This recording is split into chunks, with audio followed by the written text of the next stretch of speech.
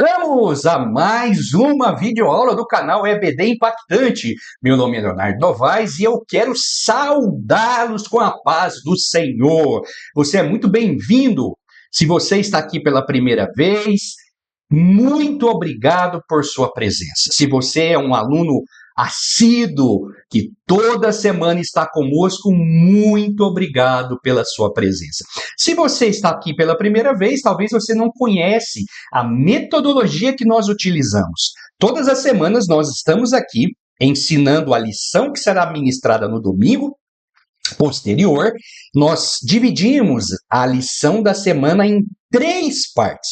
A primeira vai ao ar às quartas-feiras. O que nós temos nessa primeira lição? A apresentação do tema, a introdução e o tópico 1. Às quintas-feiras, nós temos a aula, a lição, com o tópico 2. E às sextas-feiras, nós aprendemos o tópico 3 e a conclusão. Por que nós fizemos isso, professor Leonardo? Por que você fez assim?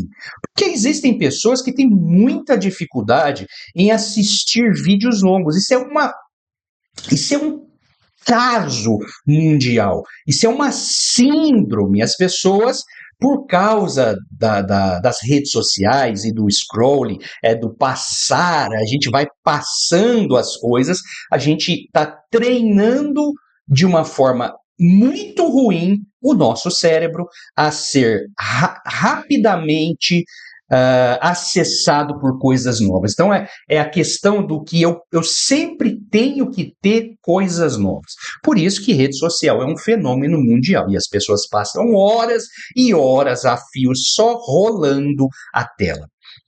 Eu me lembro há uns 3 anos, 2 anos talvez, quando eu baixei o TikTok pela primeira vez. Aquilo é um estrago na mente do ser humano. E eu vi um vídeo, e era um vídeo rápido, atrás do outro, de repente, havia se passado 1 hora. Eu falei, que é isso? Isso é coisa do diabo. Pensei comigo dessa forma. Não é coisa do diabo. São artifícios para que seres humanos, fiquem ali vidrados. O que eu fiz? Deletei. Nunca mais instalei TikTok no meu celular. E não pretendo instalar tão cedo. Pode ser que as coisas mudem, pode ser que nós vejamos, nós enxerguemos oportunidades de falar sobre a Escola Bíblica Dominical no TikTok, mas agora eu não tenho interesse. Então, hoje, quinta-feira, nós vamos aprender sobre o tópico 2. Qual é o tópico 2 da lição 4, professor Leonardo? A confirmação do concerto de Deus com Abraão. E aí, nós vamos aprender algumas particularidades a respeito desse assunto. Primeira coisa que nós precisamos entender: o que é pacto?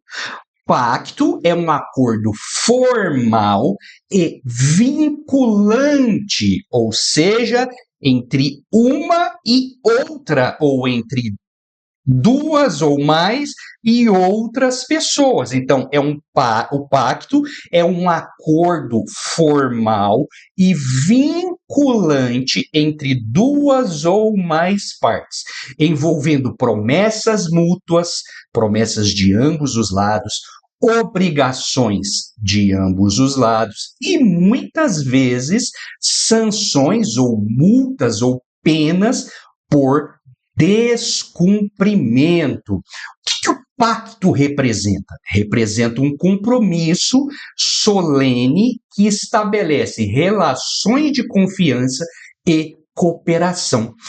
Talvez você não se lembre, talvez você é novo, ou você já leu alguma coisa sobre isso, ou já ouviu alguém falar sobre isso, mas no passado, e não é um passado tão distante, não existia papel para firmar um acordo. As pessoas firmavam um acordo de boca.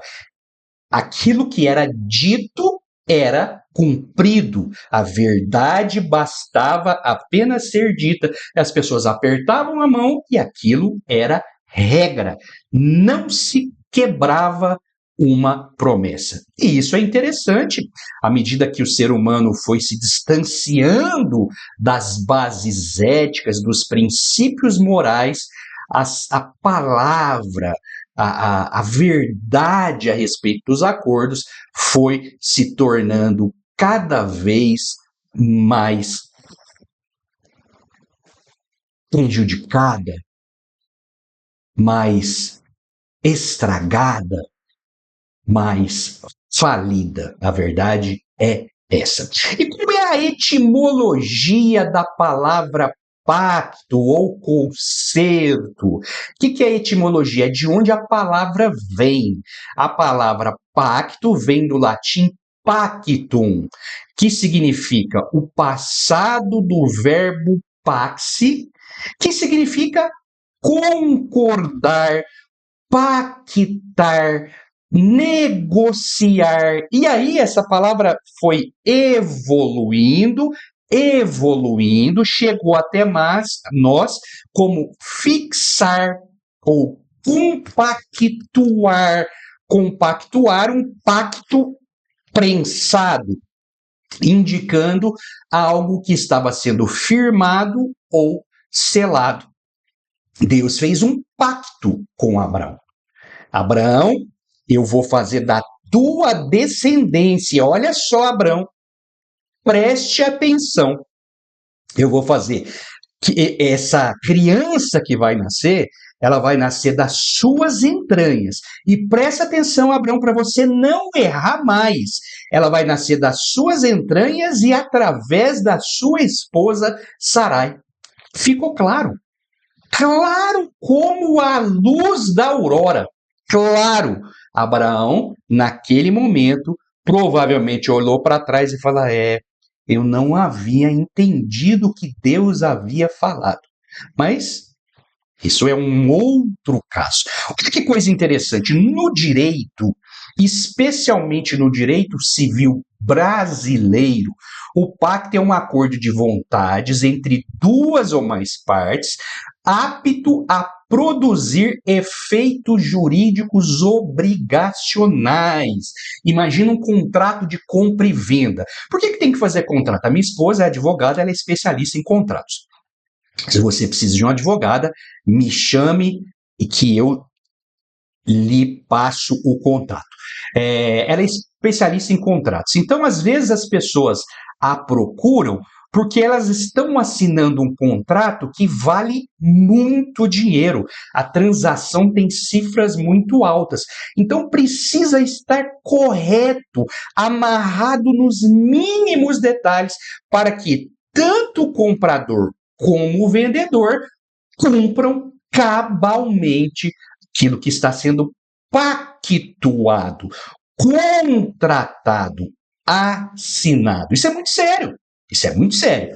Se você não tem hábito de fazer contratos bem feitos, contratos robustos, na presença de testemunhas e reconhecido, você está correndo um grande risco. E olha, quiçá sabe Deus se eu estou sendo um profeta na sua vida. Então vamos continuar.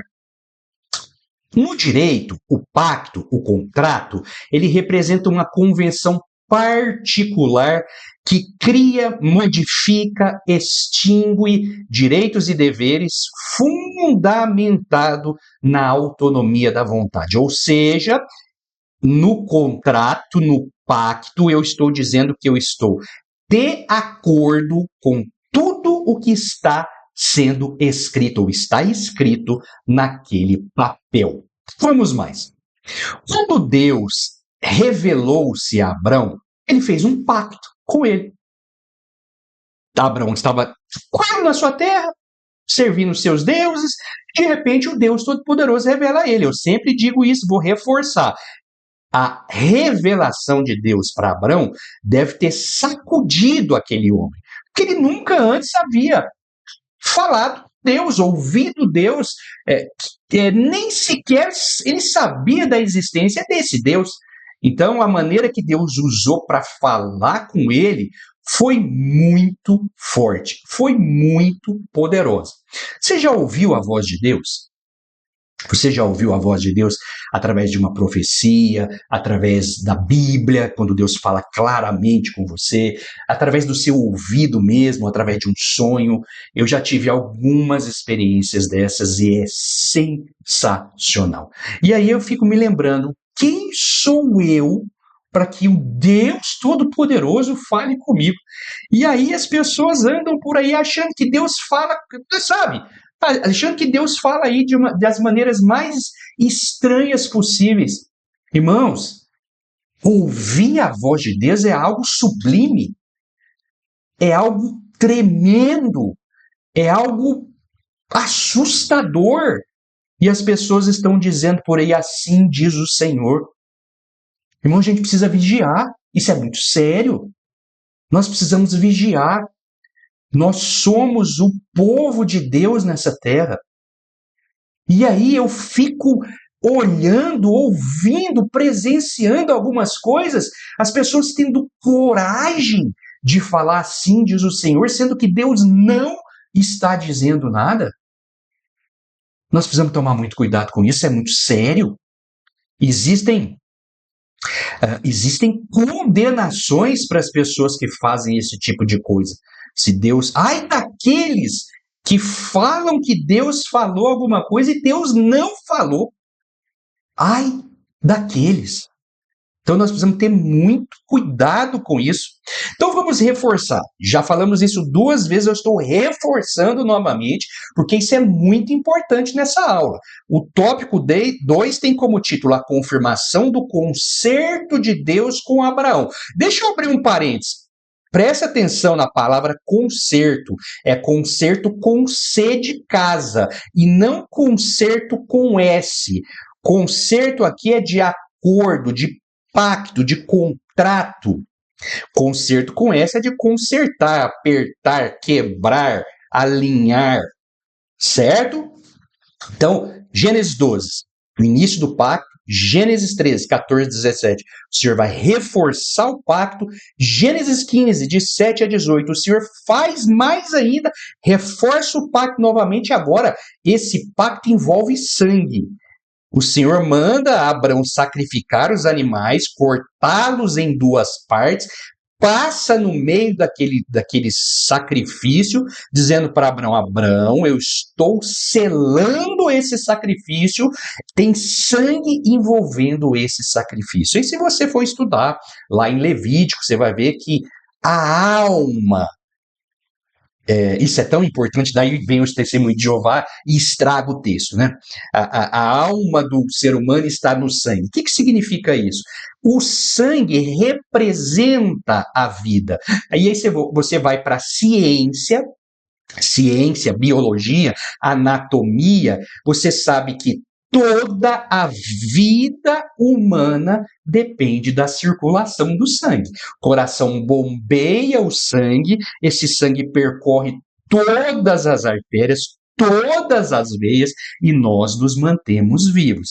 Se você já teve a péssima experiência de ficar preso, seja numa aliança, seja numa pulseira, e aquilo comprimir os seus vasos, você vai ver que parece que está morrendo o membro que está ali.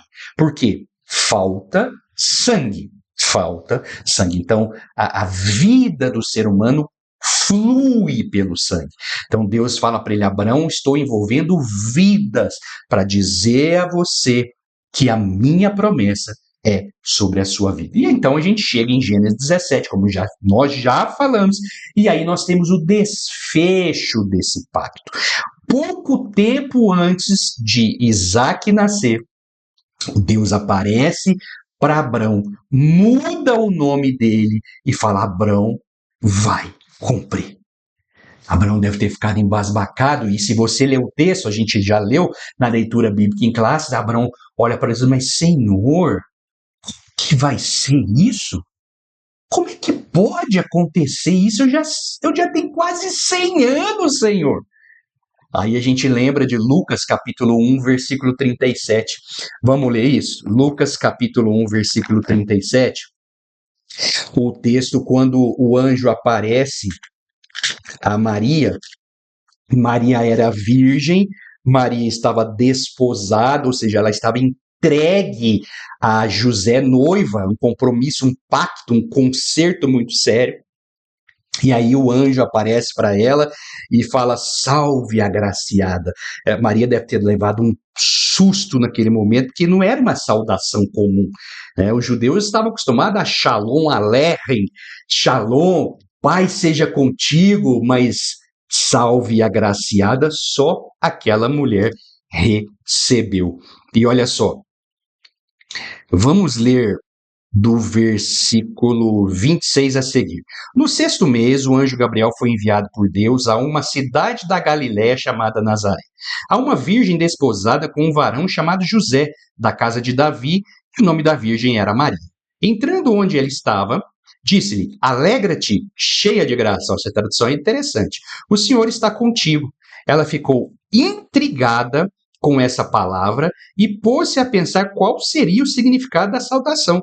O anjo, porém, acrescentou: não temas, Maria, encontraste graça junto de Deus.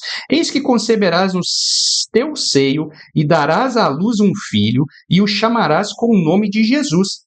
Ele será grande, será chamado Filho do Altíssimo, e o Senhor Deus lhe dará o trono de Davi, seu pai. Ele reinará na casa de Jacó para sempre, e o seu reinado não terá fim. Maria, porém, disse ao anjo: como é que vai ser isso se eu não conheço homem algum? O anjo lhe respondeu: o Espírito Santo virá sobre ti, e o poder do Altíssimo vai te cobrir com a sua sombra, por isso o santo que de ti há de nascer será chamado Filho de Deus. Também Isabel, tua parenta, concebeu um filho na velhice, e esse é o sexto mês para aquela que chamavam de estéril. Para Deus, com efeito, nada é impossível. E aí a Maria diz: eu sou a serva do Senhor, faça-se em mim segundo a tua palavra. E o anjo a deixou. 99 anos de idade, quando Isaac nasceu, ele tinha 100.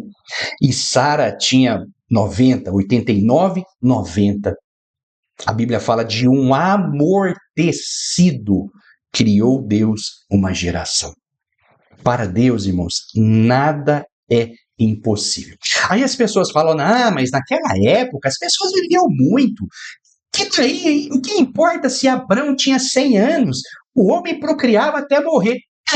Só que Sara era estéril. Tá aí o milagre. Sarai não podia ter filhos. E como é que você prova isso? Simples. Deus prometeu que nasceria um menino e não nasceu. Até se passar 25 anos. É tão sério que ela pegou a serva Agar e falou para o marido: deita com a mulher, porque eu não vou gerar. Então, se você duvida, é só você ler a Bíblia. E por falar em ler a Bíblia, nunca se esqueça, se você é professor de escola bíblica dominical, você precisa entender que nós somos professores de Bíblia, que ensinam Bíblia na escola bíblica dominical. Se você quer ser um professor impactante, eu lhe recomendo o meu curso Como Preparar e Ministrar uma Aula de Escola Bíblica Dominical Impactante. Você pode clicar aqui, são 10 módulos completamente gratuitos para você aprender. Então vamos voltar. Eu não posso deixar de pedir para você, curte aí o vídeo, irmão. Irmã, se você está gostando, faz essa oferta para mim. Curta o vídeo. Se você ainda não se inscreveu, nós estamos chegando a 1.200 inscritos. Muito obrigado mais uma vez. Mas se você ainda não é inscrito, aproveite este momento. Então, é importante, voltando para a aula, mencionarmos que o Senhor planejou alcançar a humanidade, e isso aconteceu de maneiras bem diferentes ao longo da história.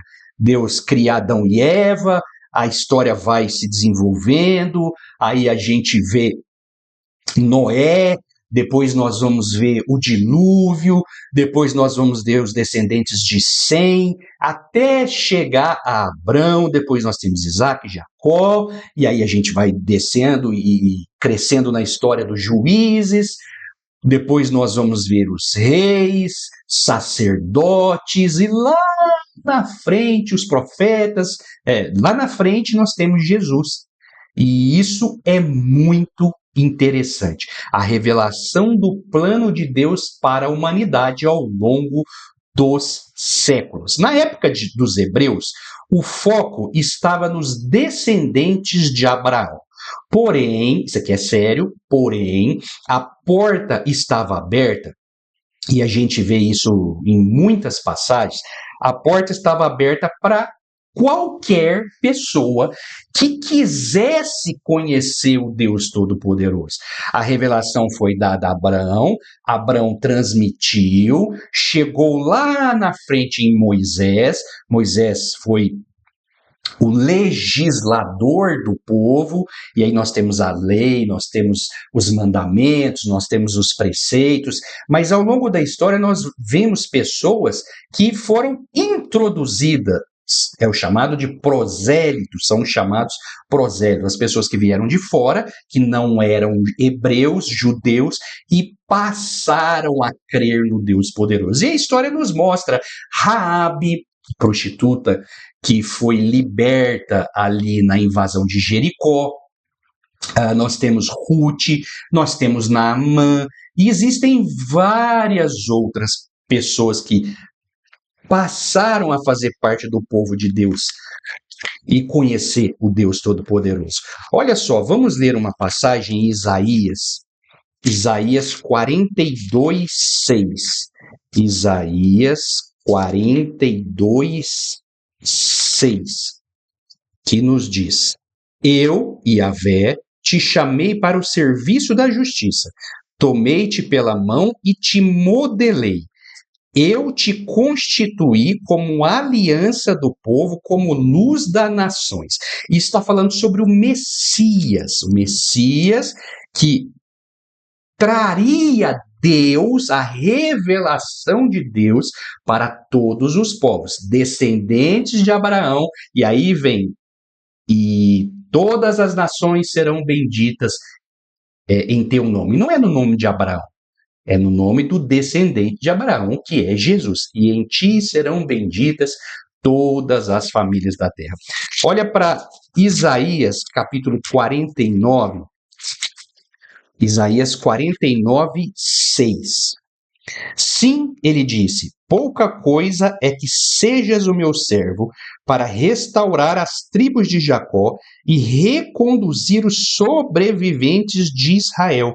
Também te estabeleci como luz das nações, a fim de que a minha salvação chegue até a extremidade da terra. Então, o plano da salvação, ele começou lá em Adão. Adão pecou e ele vem se desenrolando até chegar em Jesus, o Salvador da humanidade. E por falar em Jesus, não se esqueça, se você é pregador da palavra, a sua mensagem, as suas mensagens precisam ser direcionadas para Jesus. As nossas pregações devem ser bíblicas, elas devem ser baseadas na palavra e elas devem ser cristocêntricas, porque Cristo é o cerne da vida com Deus. E aí a gente vê, Jesus veio para os seus, mas os seus o rejeitaram,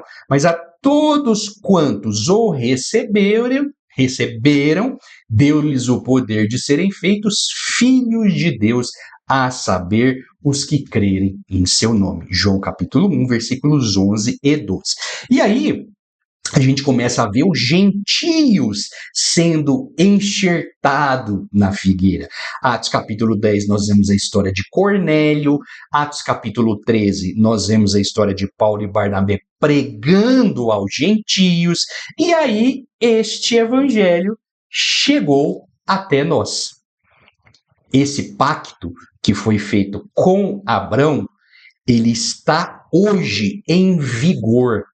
ele está funcionando até hoje. E em ti serão benditas todas as famílias da terra, por causa da fé de Abraão, por causa da entrega de Abraão, por causa da vida de Abraão, nasceu milhares de anos depois Jesus, que se chama o Cristo. Louvado seja o nome do Senhor para todo sempre. Vamos para mais um texto. Jeremias, capítulo 31. Nós lemos esse texto na aula passada. Jeremias 31. Nós vamos ler do 31 ao 33. Eis que dias virão, oráculo de Yahvé, em que concluirei com a casa de Israel e com a casa de Judá uma aliança nova, não como a aliança que concluí com seus pais, no dia em que os tomei pela mão para fazê-los sair da terra do Egito. Minha aliança que eles próprios romperam, embora eu fosse o seu Senhor, oráculo de Yahvé. Porque esta é a aliança que concluirei com a casa de Israel depois destes dias, oráculo de Yahvé. Porei minha lei no fundo de seu ser e a escreverei em seu coração. Então serei seu Deus e eles serão meu povo. E aí nós vamos lá para Apocalipse. Apocalipse, capítulo 7. Apocalipse, capítulo 7, versículos 9 a 11, que nos diz: Depois disso, eis que vi uma grande multidão que ninguém podia contar, de todas as nações, tribos, povos e línguas. Estavam de pé diante do trono e diante do Cordeiro, trajados com vestes brancas e com palmas na mão.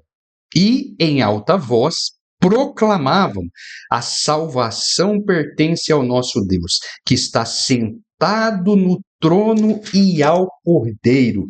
E todos os anjos que estavam ao redor do trono, dos anciãos e dos 4 seres vivos, se prostraram diante do trono, com a face por terra, para adorar a Deus. Louvado seja o nome do Senhor. Vocês estão vendo? Um contrato feito por Deus, assinado por Deus e assinado por Abraão, que creu. Por isso que a Bíblia fala que lhe foi imputado como justiça. Abraão creu e viveu aquilo. Ele teve a oportunidade de vivenciar o cumprimento da promessa. Isso é sensacional. O que seus alunos precisam saber? Nós chegamos ao fim do tópico 2. O chamado de Abrão deu início ao plano de salvação para toda a humanidade, que foi criado antes da fundação do mundo, segundo Paulo escreve aos Efésios no capítulo 1. O plano da salvação começa ali pelos hebreus até chegar a Jesus e hoje alcançando a humanidade. Segundo, o plano da salvação envolve um acordo, um pacto, um contrato entre Deus e os seres humanos, e esse contrato é recheado de promessas futuras. Que Deus te abençoe, que você seja verdadeiramente um professor, uma professora impactante. Um grande abraço.